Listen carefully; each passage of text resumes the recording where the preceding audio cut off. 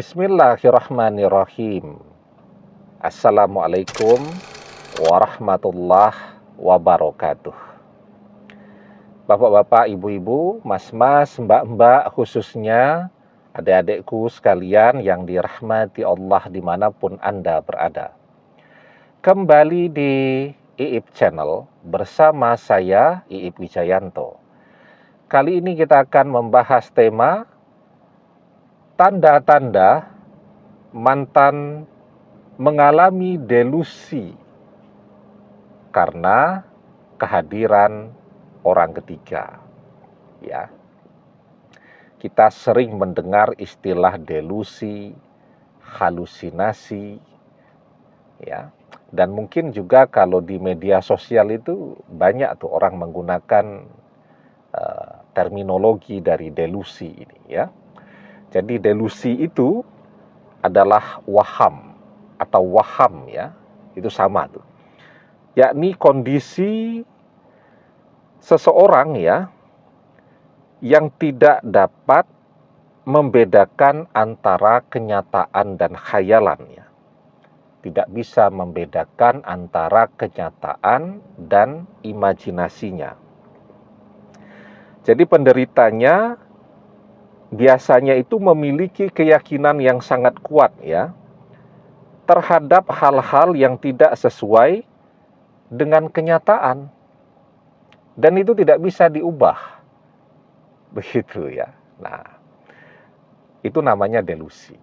Sementara kalau halusinasi itu adalah gangguan persepsi, ya, yang kemudian membuat orang mendengar, kemudian merasa, mencium, melihat sesuatu yang tidak pernah ada.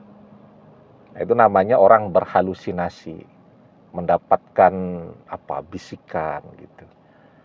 Kemudian melihat sesuatu, padahal sesuatu itu tidak pernah ada. Jadi dia berhalusinasi.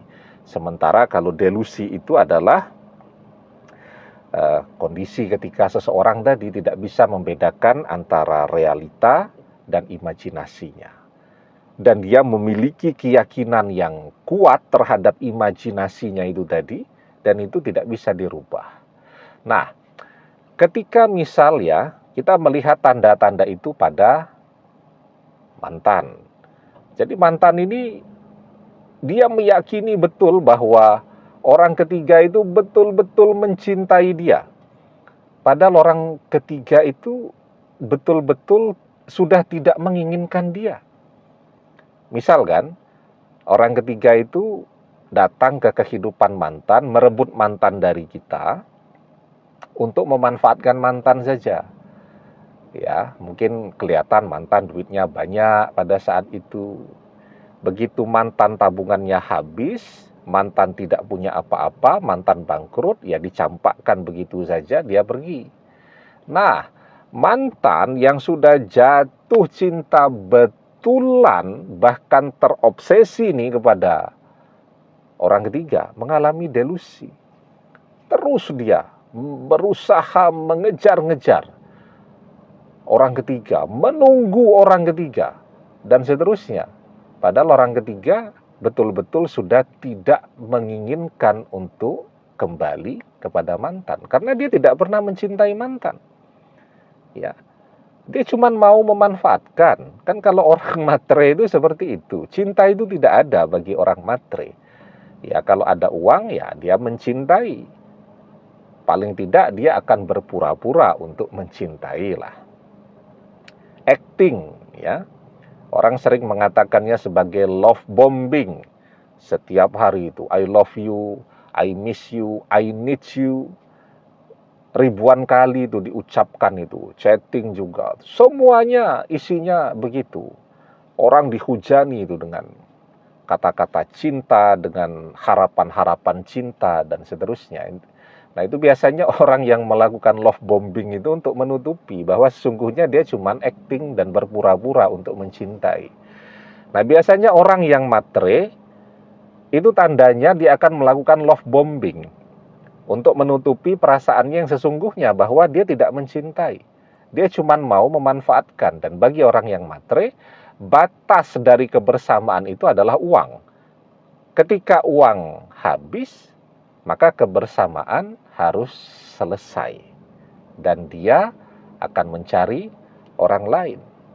Ya, jadi kalau bagi orang yang matre, cinta itu bukan relationship, ya, bukan hubungan hati antara dua anak manusia. Tetapi bagi orang yang matre, ya, cinta itu adalah pekerjaan.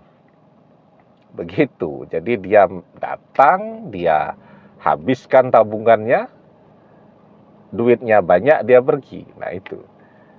Kalau orang yang mencintai kan tidak seperti itu. Ada uang tetap bersama, tidak ada uang bahu-membahu, ya, tetap bersama. Nah itu namanya kalau cinta. Jadi cinta itu sesuatu yang teruji, ya. Tidak cuma pada saat senang, tetapi juga pada saat susah. Susah senang, mereka tetap bersama. Nah itu namanya saling mencintai. Nah, ketika mantan dicampakkan begitu saja oleh orang ketiga, dan mantan terus berusaha, ya, memaksa untuk bisa kembali bersama orang ketiga, padahal orang ketiga betul-betul sudah tidak mau. Nah, itu menunjukkan bahwa mantan mengalami delusi. Dia sudah tidak bisa lagi membedakan realita bahwa orang ketiga sudah tidak mau dengan dia, ya, dengan imajinasinya, khayalannya bahwa orang ketiga ini masih mencintai dia. Di dalam imajinasinya adalah orang ketiga ini masih mencintai dia, sangat menyayangi dia, dan seterusnya. Padahal realitanya tidak seperti itu. Nah, diberikan nasihat pun tidak akan bisa berubah karena keyakinannya terhadap imajinasinya ini sangat kuat. Ya, begitu. Nah, jadi kalau kita melihat tanda-tanda bahwa mantan mengalami delusi, ya, karena begitu terobsesi kepada orang ketiga tadi, itu juga adalah tanda bagi kita untuk tidak usah menunggu mantan lagi. Karena apa? Karena mantan berada pada kondisi mental yang tidak baik dan tidak sehat, ya. Nah, kita harus belajar untuk melupakan mantan dan mencari pengganti mantan. Karena yang namanya pasangan hidup, tentu yang terbaik adalah seseorang yang sehat, jiwanya juga sehat, badannya, jasmaninya. Nah, maka dia akan menjadi seorang pendamping hidup yang terbaik, ya. Insya Allah doa-doa kita, ya, agar mantan kembali, tetapi kemudian kita justru melihat ada tanda seperti itu, kita akan mendapatkan hasil dari doa tadi dengan munculnya pengganti mantan yang lebih baik, tentu yang sehat jasmani dan juga sehat mentalnya. Nah, jadi ketika kita berdoa, kalau mantan itu bukan seseorang yang baik, maka akan ada tanda-tanda tadi. Agar apa? Agar kita terhindar dari kesulitan hidup, ya, ke depannya yang akan betul-betul menyulitkan kita ketika mantan ini kembali. Nah, ya. Jadi tanda-tanda itu karena Allah menyayangi kita. Mungkin kita berpikir bahwa mantan ini adalah yang terbaik untuk kita, maka Allah kasih tanda, jangan lagi mendekat kepada mantan, dan untuk kita dipersiapkan pengganti mantan jodoh yang lebih baik lagi.